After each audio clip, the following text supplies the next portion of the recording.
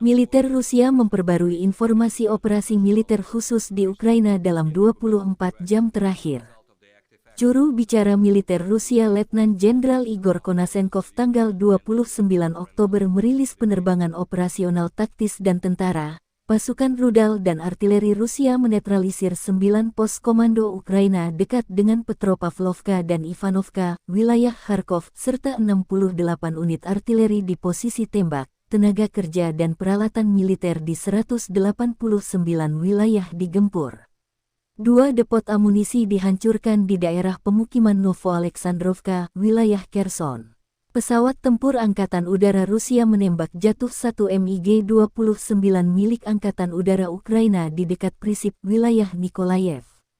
Pertahanan udara Rusia menembak jatuh 14 kendaraan udara tak berawak di dekat Arapovka, Svatovo, Raevka, dan Rudovo, Republik Rakyat Lugansk.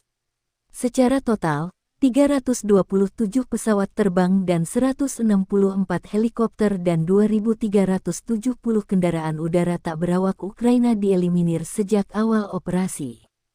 Juga 384 sistem rudal pertahanan udara, 6.162 tank dan kendaraan tempur lapis baja lainnya dihancurkan.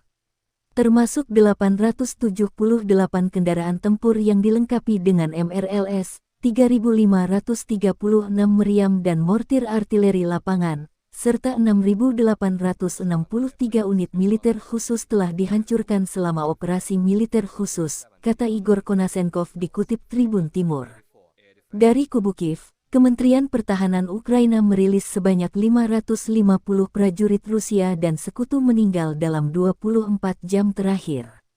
Total 70.250 tentara Rusia meninggal sejak awal invasi hingga tanggal 29 Oktober. Memasuki hari 248, konflik Rusia dan Ukraina belum ada perubahan ke arah perdamaian. Ukraina mendapat bantuan peralatan dari sejumlah negara.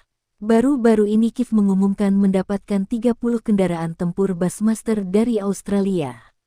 Australia sudah menggelontorkan hingga 655 juta dolar Australia setara 6,5 triliun rupiah dengan kurs 9.999 ke Kiev.